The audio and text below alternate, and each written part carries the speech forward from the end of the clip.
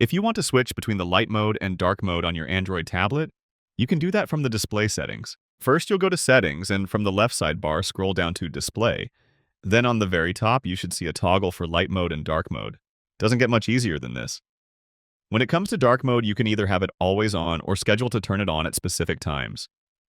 You can either have it turn on automatically between sunset and sunrise, making it easier on your eyes in dark environments, or set a custom schedule with a specific time frame.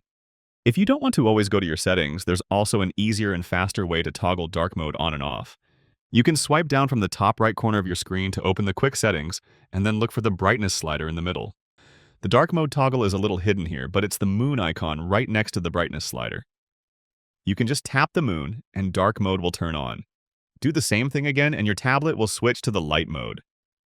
Dark mode can save battery life if your tablet has an OLED display, and it can also help you sleep better. And that's it. Click the like button if this helped, and subscribe for more easy guides like this.